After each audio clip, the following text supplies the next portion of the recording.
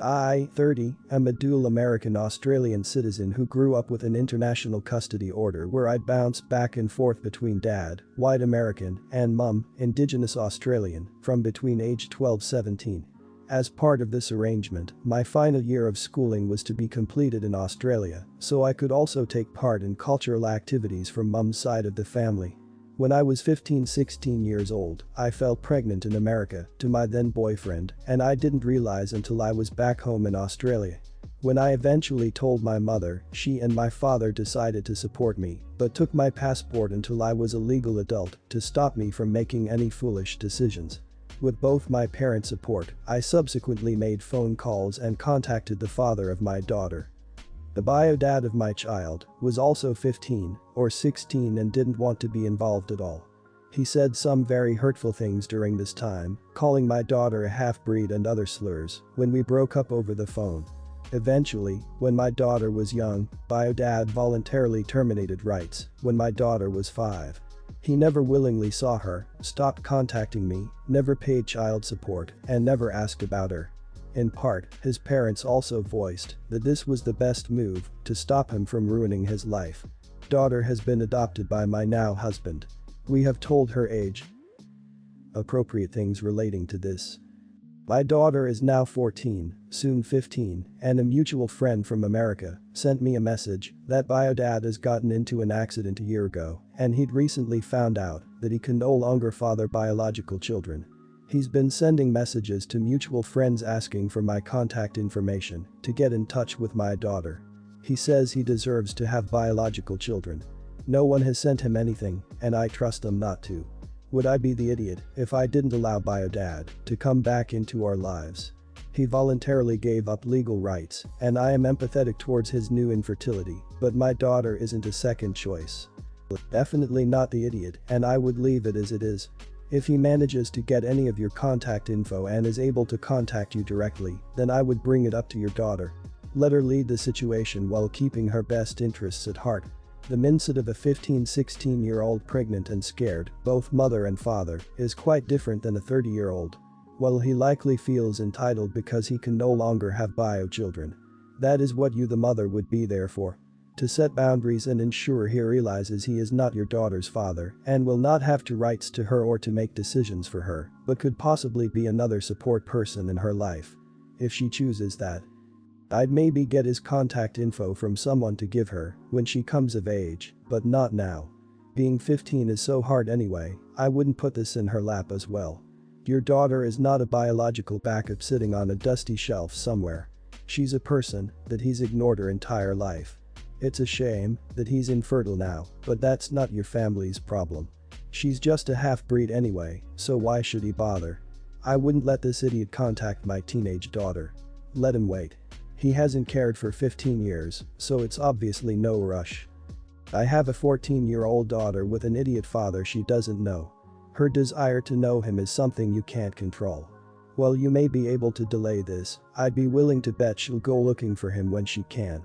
I chose to help my daughter navigate the situation and supervised a contact. She was quickly able to see for herself that he's an idiot and not worthy of her time and attention. You might have a better chance at helping your daughter through this if you are actively involved now.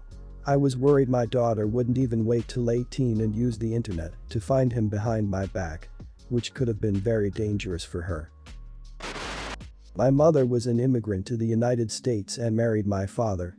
I had the dream childhood that any kid could ask for. When I was 18, my parents divorced because my dad got the hots for his co-worker's wife. They got married and went on to live there happily ever after. Meanwhile, my mother packed her crap and moved back to her home country. To be closer to my mother, I started applying for colleges in her country. My younger brother, who was 16 at that time, stayed back in the United States for a year and then started applying for college in my mom's country. A year after they got married, my father had his baby. When she was born, neither me nor my brother were there in the United States to meet her. My father sent us her pictures and that was it. Meanwhile, I got busy with my college and then my job. I met my boyfriend and we are planning on getting married. I plan to live in my mother's country permanently. Now me and my brother haven't seen our father since we both left the States. Recently, we got the news that our half-sister got diagnosed with leukemia and wanted to meet us. Apparently, my father promised her every Christmas that me and my brother, were going to visit her next year. I only found out about his promise when he requested me and my brother to fly down to the United States to meet her in the hospital. I told my father that we would definitely come down to meet her, but it would have to be a month or two later, as my brother was busy with his med school semester exams, and I was busy with a very important work project, and I could miss out on a very important promotion if I bailed in the middle of the ongoing work. He was sad, but he insisted us to reconsider because she was getting sicker. He even said that he would pay for the flight tickets. I promised him that we would definitely come down to visit her after I was done with my work and my brother was done with his exams. 2 weeks later my half-sister passed away. I felt sorry for my father and emailed him to send him my condolences. A week later was what would have been her 8th birthday. My father's wife made a very emotional social media post celebrating her life and expressing sadness about her own family abandoning her. I knew she was talking about me and my brother. Now here's the thing. I don't think we abandoned her, we weren't able to meet her because the timing wasn't right. I had worked really hard for that promotion, and it's really hard for women in my line of work to get that promotion. It was a rare opportunity for me, and I didn't want to give that up. Not the idiot. This is really cold, but why would she think that her own family is the children of the woman who her husband was married to when she met him? Also known as her husband's family, who she never raised or much interacted with. Abandonment by definition requires an initial presence. You can't abandon someone you never knew. Not the idiot. Unfortunate, but your father and his wife are the idiots here. Your father was wrong to tell his daughter you were coming to visit and never once ask you to come until it was almost too late. Not the idiot, because it seems like you never had a relationship with that family after he bailed. That's fine. Just because someone is blood related to you doesn't mean you have to love them, especially if it directly negatively impacted your life and you've never met them. You're not even the idiot for not wanting to meet them, I wouldn't either. But you're the idiot for pitching a story that makes it seem like you really wanted to care and it was all just timing. At least be honest with yourself, you didn't care, you didn't have to, but you certainly weren't ever going to try, and your half-sister having leukemia wouldn't have ever changed a thing. Girl could have passed at 28 and you'd probably never have made an attempt to see her. You don't have a solid relationship with your dad, and it seems like you haven't in a long time. While your post feels cold and detached, it may just be a reflection of your relationships with that side of the family. You are not obligated to make the relationship work after he just left for a brand new life with what seems to be little interest regarding you and your brother. Your dad should have never made promises you weren't privy to or expect you to be guilted into keeping them. I hate to say it myself, I do think my daughter is a piece of work. She works but spends her entire salary on cats. Now, it's one thing to love cats, but when she spends almost all of her free time running in the streets feeding stray cats, donating money to shelters and the sick and injured and occasionally bringing cats home, you would know who pays for her expenses. It's not like we can let her starve at home when she has no money for food. Ironically, she also does not spend a single cent on the cats she adopted. We have 6 cats now already, and I am the one feeding and cleaning after them when my daughter is outside saving the day. Me and my partner tried to talk some sense to her several times, but she would get upset and goes on and on about how she find meanings on saving animals and that we should support her if anything. She is 29, turning 30 soon, and she is still living under our roof, with us paying for her expenses. While I have no idea if her life is as meaningful as she claims to be, I discussed with my partner and that we have to put this to a stop. We have informed her that she has till October to find some place to rent and then she needs to go. With her salary, she should be able to sustain herself as long as she controls how she spends.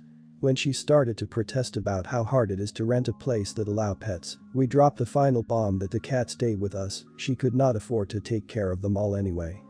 She had been rather miserable and blaming us for stopping her from saving more cats. She told me stories after stories about this and that cat she rescued and they would die if she does not chip in for their surgeries. I am not having it, she should try to shoulder some real burdens when she is out there alone and paying for her own bills. Though really, if the cats she claimed she saved really die, wouldn't she resent us? Am I the idiot for throwing her out like that? If she's refusing to take care of herself in order to take care of stray cats, then she needs therapy. You're the idiot for not seeing the signs of mental illness and getting her help sooner.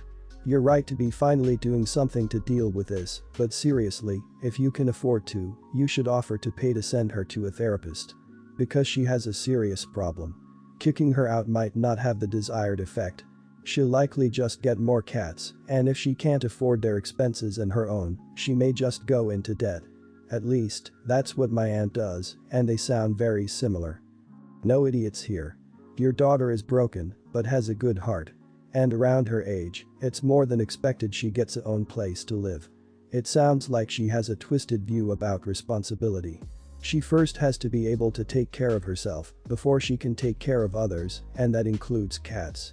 It would be very good for her if she starts to live on her own. She then can take in as much cats as she would like and no longer burden you with the cost of taking care of them. Cats are lovely, but too much is too much. You're the idiot. Your daughter starves herself to feed her pets while working a regular job.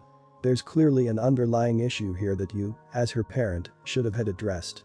It's not uncommon for some children to stay living with their parents, I'm not one to judge that. But a clear obsession with saving strays to the point of intentional self-harm leads me to believe that you are the idiot for neglecting to teach and treat your daughter. My 55 wife of 2 years, 31, is very unhappy with her life because she feels like there's never anything fun or important to do. She did not finish college and feels too old to do so jobs are also out of the question.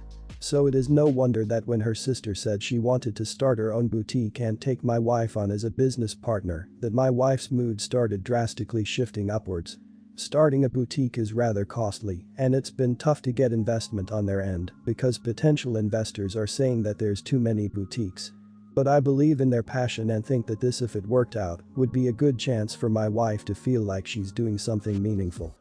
I'm not terribly liquid right now, but it will be another 4 years before my daughter goes to college, so I ended up investing $30,000 from the fund that her late mother and I put together. I told her and she was furious with me and kept trashing my wife's business idea, saying it was dumb and she was dumb. Am I the idiot?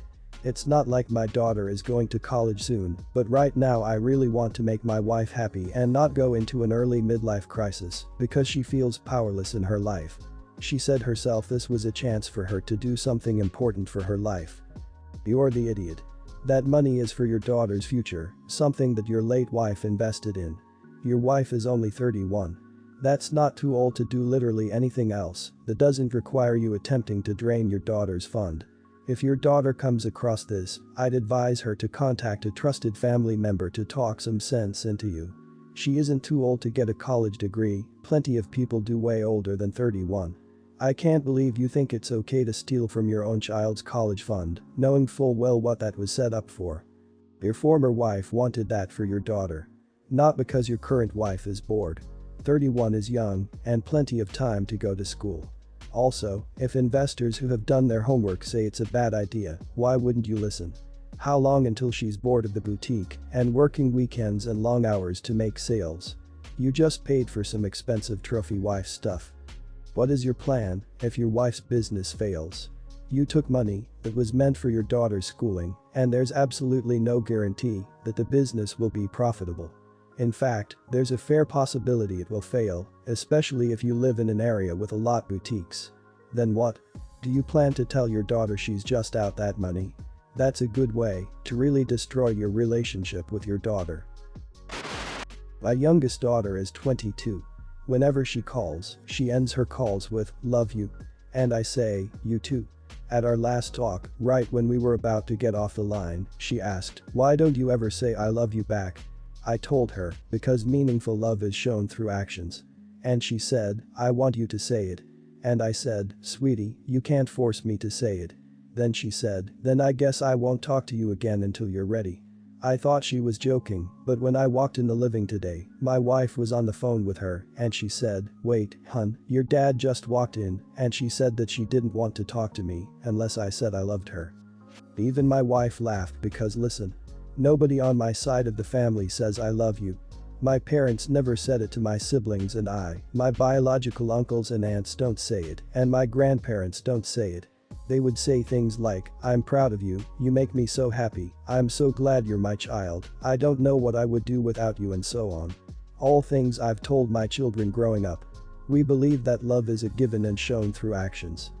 So, I get awkward when girlfriends would say it and expect me to say it back. I never did. I never said I love you to my wife or any of my 4 daughters and 3 sons or anybody in my whole life.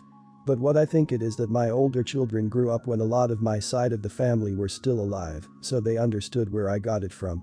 My youngest daughter mostly grew up around my wife's family, who says I love you all the time. Still, some people might say, "Oh, just say it, it won't cost you anything," but to me, it will. It's cheap to me. By saying it, it would feel to me that all the love I've shown to her through my actions over the years were meaningless. You are the idiot for digging your heels in on this when your daughter is telling you what she needs from you as a parent. It's fine that it's what you were used to in your family growing up, but it's not working for your daughter's needs. What's more important, continuing a fairly cold tradition because it's what is familiar, or making sure your daughter has her needs fulfilled from her parents by simply telling her that you love her? This isn't hard. Sometimes people need to hear the words. Your daughter wanted to hear you say "I love you."